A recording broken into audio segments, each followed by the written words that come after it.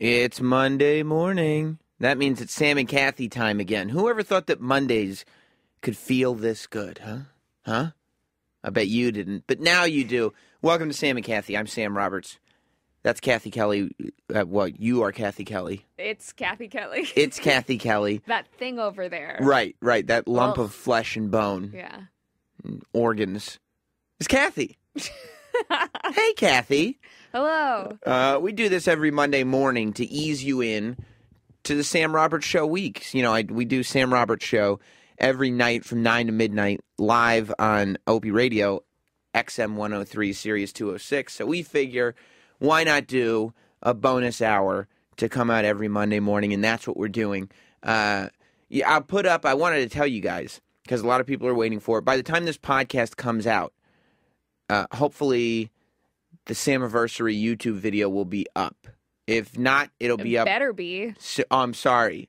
You've had to work so hard at waiting for it. Hey, I texted you that I could help out. That's your excuse for everything, yeah. And I was like, hey, I'm super busy today. And then I showed you what I was doing, which was just watching Nitro. Monday Night Wars. Right. Yeah. That seems like a good use of my time. I'd be like, I'm like, yeah, you keep doing that. I would but not. I offered. Yeah, I know, but It's that the just thought that counts. No, it's not. Oh, wait. Yes, it is. You denied my offer. I know, but that doesn't mean then you can come around and be like, hey, what are we waiting for here? Remember all those, weeks and hours that I spent flying myself out to New York on my own dime to edit crap for you? Yeah. So, this evens out. No, you don't get to offer to help or actually help, so that way later on you can be like, hey, molasses. Hey, remember that thing I used to do a year and a half ago? So still counts. Right. Yeah. See, that's the thing. I always tell this to people. I'm glad you're finally showing your true colors. Because everybody, I was talking to Adrian about it. I was talking to Troy about it. You know, we were talking to one of them. I don't know. I can't remember. It was a couple weeks ago. They were getting gifts from a girl, right? Okay. And it wasn't a girlfriend.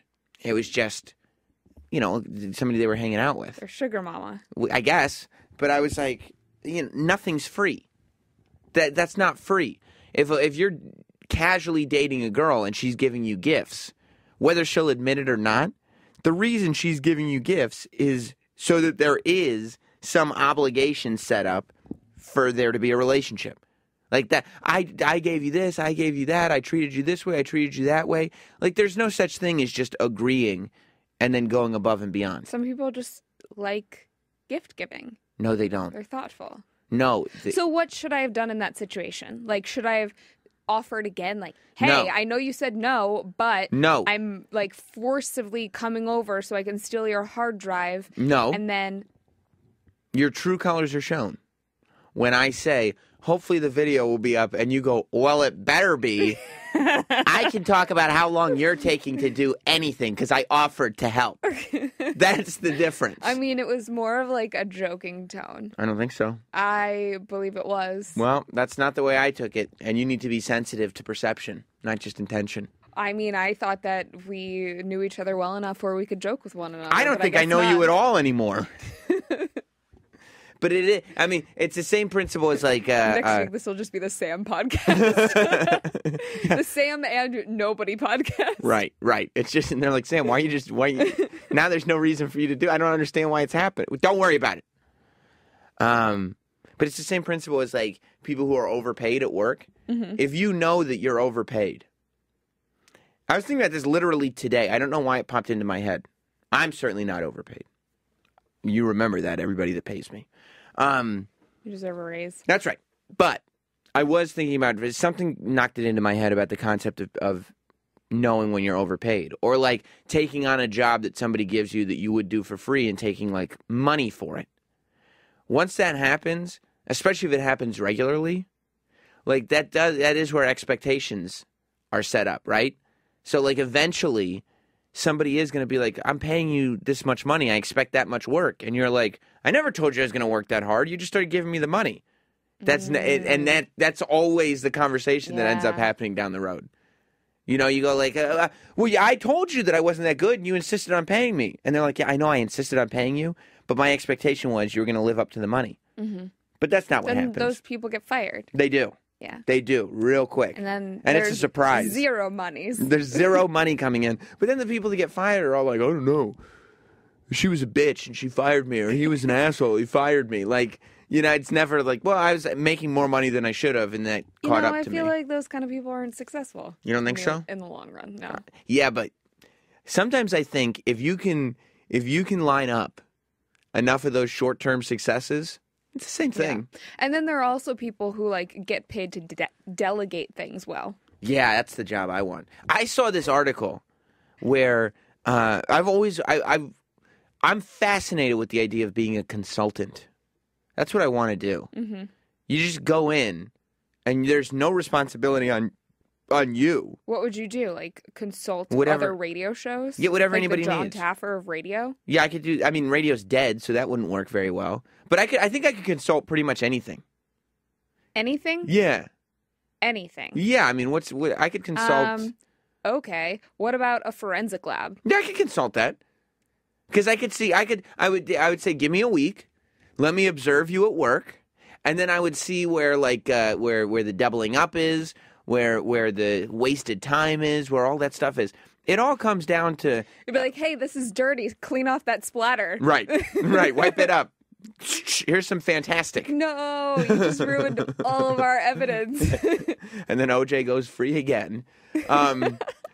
Yeah, no, I'm sure I could do it. Because it all comes down to just wasted time and poor allocation of resources. So if you can go into a place and just point out where time's being wasted and where resources are being poorly allocated, then you could totally be a consultant there. Mm-hmm. I saw an article where there are companies now that are hiring consultants to teach them how to better speak to millennials. It works out to something like $20,000 an hour. It's a ridiculous amount of money. And these people come in and they just instruct people who run businesses on how to better talk to their millennials. And I don't know why. I don't know. It seems not that difficult. But $20,000. Yeah. To be like, well, what if you tweeted to them? Have you thought about putting a LinkedIn update to let everybody know what their responsibilities are? I mean, it's a new form of advertising, which I think... What is? Tweeting. Yeah. Social media. Yeah, but that's not... Is that not what they're doing? No, they're consulting people that already work for their company. Oh, like the millennials that work for their company, how to make them better workers. Exactly. They're going to bosses on how to communicate with their millennial employees. See, that's what I have a hard time with, because I feel like in past generations, there are always lazy people, right. And then there's a crop of good people that are hard workers. And right. that's no different with the millennial generation. Right. So you're going to find a bunch of lazy people, and then a bunch of people that do, or a handful of people that want to work hard. So for the hippies, there's a whole bunch of people that are just on drugs the whole time doing nothing, and Steve Jobs. Yeah. And some people grow out of it after a while. I think, once you hit your 30s, mid-30s, you just have to. Yeah. Because you have responsibilities. But don't you think that there used to be, and maybe not in the previous one or two generations, but in generations past, wasn't it more like you have to grow out of it in your mid-20s? But life expectancy is a lot longer now. Yeah, but I don't... I think the distractions are different. There are a lot more distractions at the workplace, especially if, you're supposed to be on a computer and it's easy to access Facebook or easy to go on your phone and text your friends. That's something that didn't happen 20, 30 years ago. But right. Other than that, I don't think that much has changed. I don't think that... life expectancy is a little longer, but I don't think that you can tack it on to the front. I don't think you're allowed to say, okay, well, then you don't have to grow up until later. Well, yeah, because in, the medieval times, you would get married and start having kids when you were 14. Well, yeah, but I'm not talking about, 7,000 years ago. I'm talking about, I'm not talking about 7,000 years ago either. I'm talking about... When was the medieval times? Well, going back to...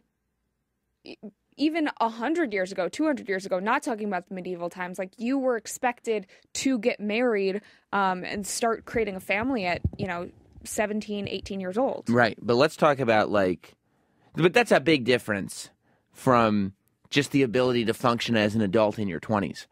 Because it seems like now you're given pretty much your entire 20s to figure it out, which wasn't the case even recently. Like the idea of like, yeah, no, I'm turning 30 and I'm kind of figuring it out. I'm not entirely sure. Like maybe you didn't have your whole career mapped out by the time you were 30, but you certainly couldn't proudly be living at home at 29.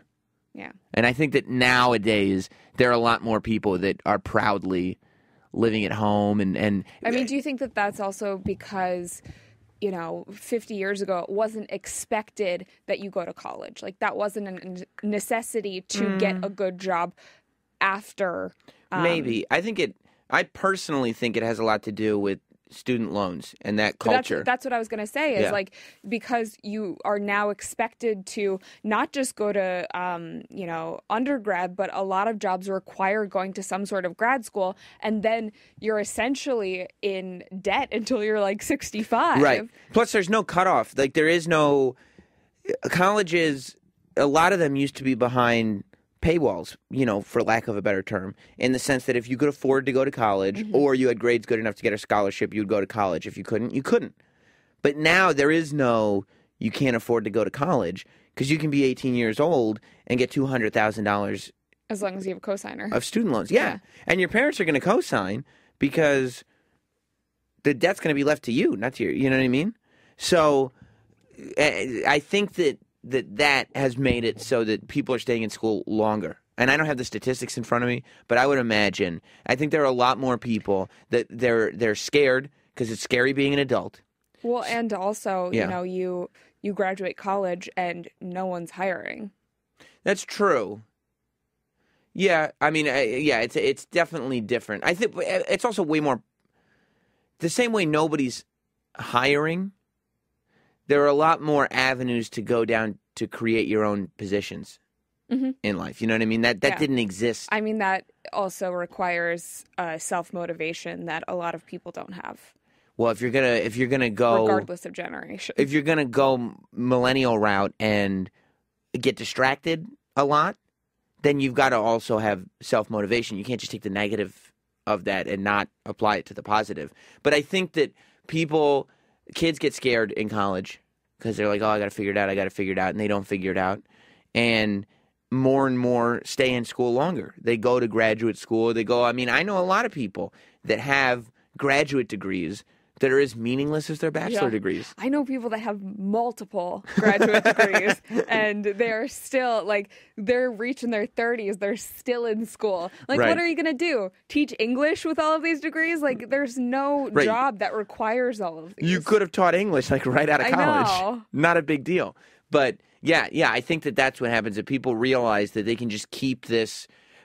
I'll bet that if you really dove into it, you would find that the student loan situation has people so scared to leave college because once they leave college, they've got to get a job so that they can start paying everything off. Yeah. Exactly. But if they stay in school, then they're not going to worry about their student loans until they're out of school. And if they can stay in school until they're 30 or 35, then you could just keep pushing. And I mean, you end up out of school under $1 million in debt, under a mountain of debt.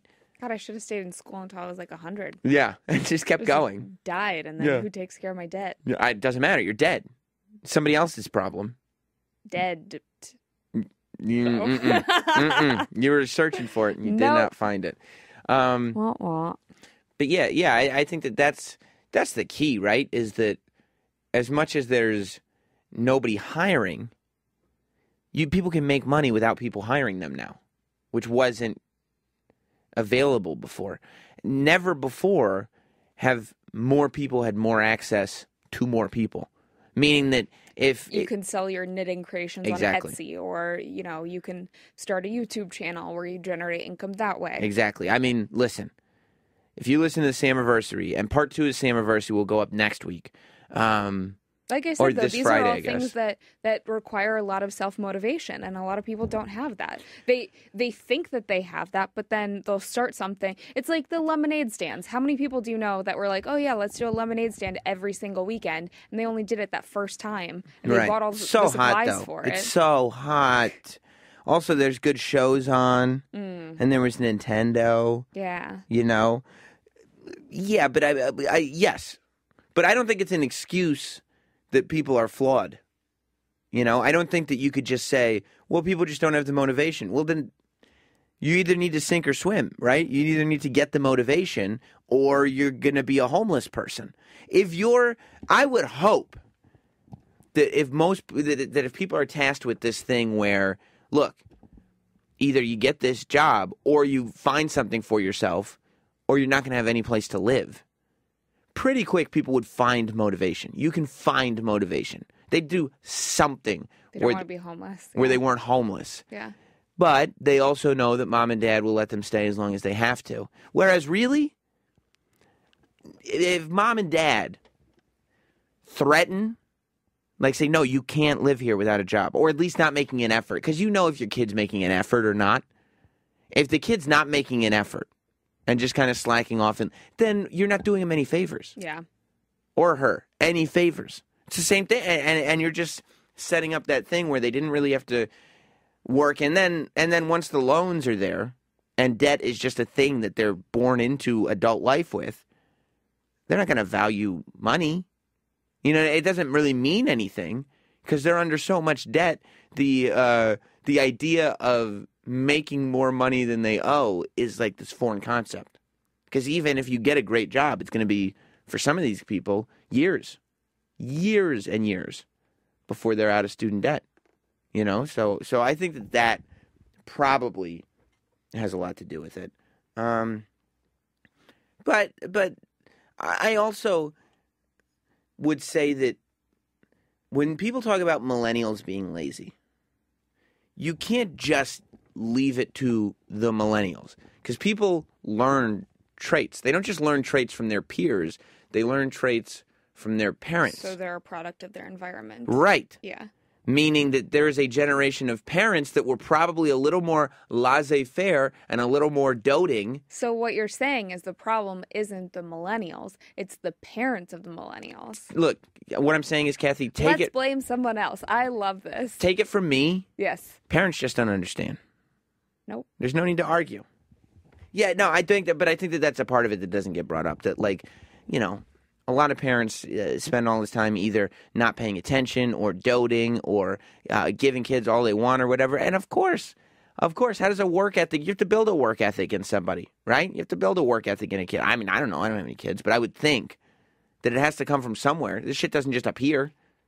Was your work ethic built over time? Like, where do you think you developed that from? Yeah, I mean, my work ethic comes from being paranoid all the time that my grades wouldn't be good enough for my dad. I would come home from school and get like an 88 on a test. And for me, getting an 88 is like gangbusters. Like, great, awesome. 88's terrific. For your dad, not so much? He said, what happened to the other 12 points every time? I would get a 95. That's awesome, actually. It's not awesome. It's terrible. I would get a 95, and he would go, what happened to the other 5? To this day, we're sitting there. I'm on the phone with him. And every 2 days, he's calling me, and at some point in the conversation, he goes, so when are we going to get down to Greenstein's office and ask him for more money? And I'm like, Dad, would you just leave me alone? He's a hustler. He's not a hustler. He's a nagger, is what he is. Mr. Roberts is a hustler, and I'm not talking about you. But that's where it comes from. This thing that, like, knowing, and there was never an excuse, right? There was never an excuse when you would come home. Like, if he said, what happened to the other 12 points? I couldn't be like, well, this question was worded. Well, you should have gotten it. Well, we studied this. Mm-hmm. Well, we knew this. You know, but he would do the work, too. I mean, he would sit down and study with me and my brother and my sister, whatever, and, like, make sure, whether we wanted to or not. Yeah. This wasn't like, oh, Dad, I need help. Can you help me? This was Dad, like, taking your book and reading it and then quizzing you on it, even though you don't want him to. Not like all of those teachers that you could talk your way out of it. You can't. There was no talk. Right, exactly. The teachers I could talk my way out of in a heartbeat. No way. No. Because he was like me. He had that stubbornness that I have. Whereas like a teacher. This all makes so much sense. Right. Whereas like a teacher will just let it go. Yeah. Because it doesn't want to deal with it. Mm-hmm. My dad would not let anything go. It's like, I have to live with this thing, so I'm going to make the... Right. He just asked follow-up question after follow-up question until he proved what was going on. Like, there had to be, if there was going to be an explanation, it had to be one that sufficed to his liking, or you just had to admit that it was a screw up. It was a total fuck up. And so that's where that came from for me, I'm sure. Just the ability that the idea that failure wasn't really an option if you were going to attempt something. You know, I didn't do athletics because I wasn't an athletic person. But if I had done athletics, I'm sure he would have expected me to put everything into it. And I think that it's a good thing, but it certainly it's a much more difficult way to be. There's probably a comfortable medium. I would say, like, my mom never forced me to do anything. Oh, she forced me to do soccer, but... That's right. We've talked about that. She never, like, I got good grades. She never, like, forced me to get them, but she always led by example in that she was always working. Like, right. She was working very hard of, you know, sometimes going into work before I left for school, coming home way after I got home from school, and then constantly having, like, papers or things that she needed to review over the weekend. So I just saw, like, I guess she led by example. What do you think gave you your fear of approval? I don't know, fear of approval, need for approval. Like, because in talking to you in the past, you talk about how, like, you always needed adults' approval. You always wanted to do the right thing. I mean, I think I need everyone's approval. I mean, you're still there, sure. But when you're growing up, like, you need to be doing what you're supposed to be doing. Yeah. Right? Whereas, like, me, if my dad wasn't on, I had in my head already what I was supposed to be doing. So if an adult told me one way or the other, it didn't matter to me. I already had figured out what I was supposed to be doing. So even if it was opposite of quote unquote what I was supposed to be doing, I wouldn't do it. It didn't matter to me. Mm-hmm. But for you, it was directly, I'm supposed to be doing this because they said that, correct? Yeah. So where did that come from? I don't know. I think it was partially, like, leading by example. My mom's just a very good person. And, you know, there wasn't, like, I think I can count on my hands the times that I saw her drink. Or, you know, like, I just didn't ever want to disappoint her, even though I know she would love me. What was she like when she was drunk? I never saw her drunk. Oh. The first time I saw her drunk, I think I was, like, 22. Wow. Was that a weird thing? It's so, when, like, your parent starts to be humanized. Yeah. It's like seeing your teacher out of the classroom. Yeah. I remember when I was younger, like, having to go to my parents and say, like, ask them, do adults cry? Because I figured that crying was, because I'd never seen an adult cry. Really? No, yeah, because my parents never, I don't think so. Maybe much later, but yeah, no, as a kid, I had never seen them cry. So I assumed that was something. Did you see it in movies at all? I mean, I don't remember. I probably was operating under the assumption that movies were fake. Didn't people cry in wrestling?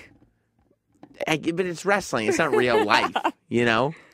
My only real life examples were my parents, and I went to them, and I assumed that as an adult, you just lost the ability to do that. So I was like, I cry, my sister and my brother cry. You probably cried a lot. Me? Yeah. Let me tell you something. I did not cry a lot, okay? I was strong. Carried a big stick, spoke softly. However, children cry sometimes. What do you mean you thought I'd cry a lot? When was the last time you saw me cry? Never. Never. Well, because you do it in private now. Oh, I do? Yeah. What makes me cry? Lots of stuff. Like what? Like, you know, not getting to do this show on Saturdays and Sundays. Because it's 9 o'clock and usually I'm on the air. I do the extra podcast now, but it's only 1 hour and there's 2 days and it's supposed to be 6. Just like that. Yeah, no. When they're out of your favorite Jordans at the store. I mean, I would get upset, but I would try to maintain composure.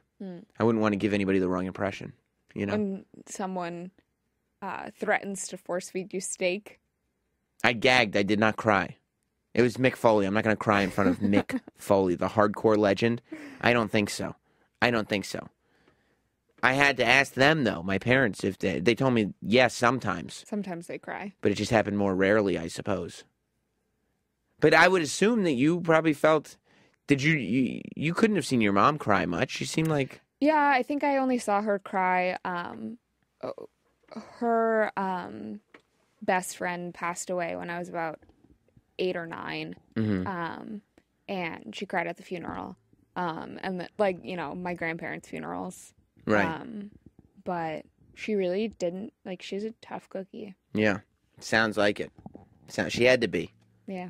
Dealing with you. I told you, my mom was a badass. Right. She was, like, almost an astronaut, like, played pro soccer. Yeah, but how does, like, somebody who's, like, badass... Super smart scientist. And has all these activities and things... end up with, like, a little neurotic kid. Like, a little dork neurotic kid. Like, I don't know if we're supposed to do that. She's like, I, like, am an astronaut. Okay? Are you supposed to be an astronaut? No, you're not supposed to go to space.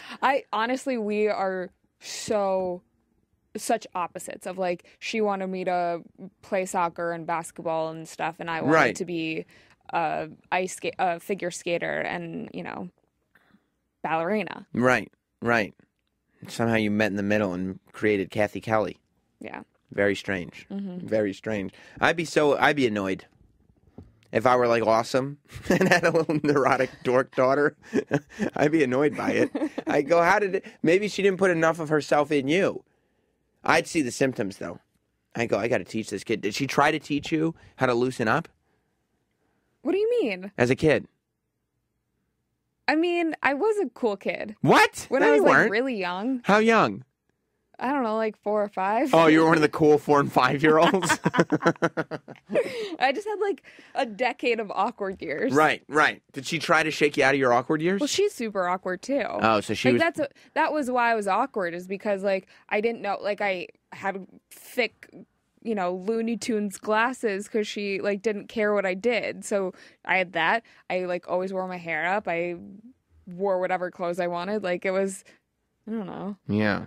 And then I discovered, like, makeup and stuff in college. And then when you came home from college, was she like, "What? Who are you?" Yeah, literally, like, I always joked that, like, I was the housewife in, like, our mother-daughter relationship because I was always the one where, like, when I would come home for any sort of break in college, I would have to put together outfits for her of, like, clothes she had just bought and write it down on a list because she didn't know anything about clothes, how to dress herself, an adult woman. I had to, in high school, I had to go down to, like, downtown in Chicago and pick out different, like, tiles and stuff to remodel our kitchen.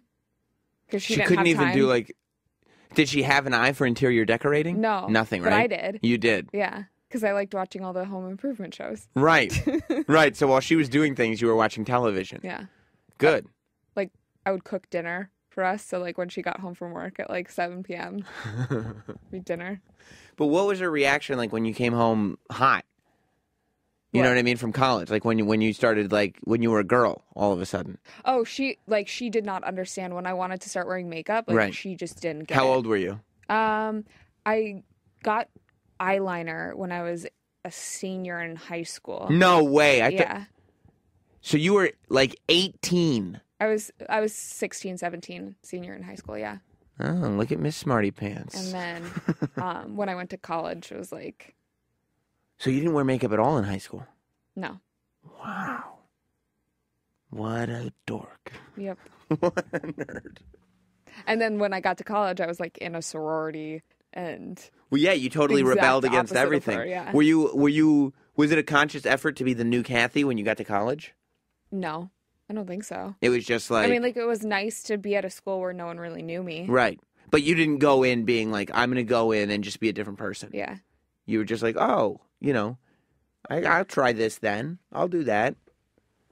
Man. Well, because I knew I wanted to get into entertainment hosting. Right. And, you kind of have to like those things. And now that you're in college, it's more feasible. Because before it's like high school, you're just like a kid. But now that you're away from your... Cause even though you wanted to go out, but even though now you're away from your parents, now you're actually becoming a person. Yeah. Yeah. My mom would only let me buy, like, Old Navy jeans when I was I went through Old Navy jeans for a while. I had, like, a good 3 years of just Old Navy cargo jeans. Mm-hmm. I thought jeans were just jeans. Like, when people were like, yeah, I paid, like, $80, $90, $100 for these jeans. Yeah, that would never happen. Yeah, I go, what are you, nuts? You can and get I was them... like, well, Mom, I would wear these for like a really long time as opposed to these other jeans, which I hate, and we're going to have to buy new ones in a month or two. Right. She's like, yeah, we're going to do the Old Navy. Pretty much. Yeah, I wore Old Navy cargo jeans a good amount in high school. I don't think it wasn't until I was a senior in high school, because that's when I started dating. And my girlfriend at the time was like, yeah, we have to get you some new jeans. yeah, she was like, look, you can get, it was like the simplest thing. It was like jeans that like look good and fit, and a t-shirt that fit. And like I wore that to school one day, and people were like, what the fuck? Like it was like night and day, like, whoa, what did you do, Sam? I'm like, oh, my clothes fit, and they're well made. So that's what I decided to do. But, I don't know. There's something comfortable. But when you know you're wearing shitty clothes, there's something easy about that. I mean, I think that, like, I am a hybrid of her and a normal girl, whatever that, like, people see that as. Like, I like, though, that your mom is so far from normal that she's on the other side of the hybrid. She's a complete tomboy. Like, she admits that. But, like, I've never bought, like, a pair of Manolo Blahnik shoes or, like, something like that. Me neither. But, like, I know that there are a lot of girls who, like, they want, like, Louboutins or whatever. I don't see the point in buying $800, $600 shoes. Right. That, I'm going to have to buy a new pair in a few months. Or I don't see the point in, like, buying, like, a $3,000 designer handbag when I can buy a perfectly good $200 leather handbag. So if you weren't in entertainment, like, what would you like to do?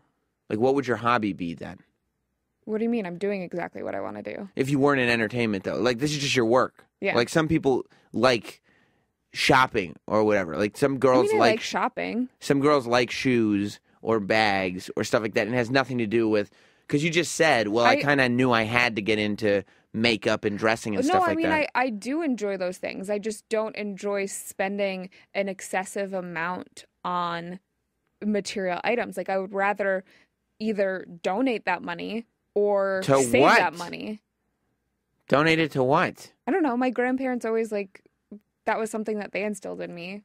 Is, like, I think they donated a crap ton. Like, they would donate, like, 50% of their income. Whoa. I got to set up a charity.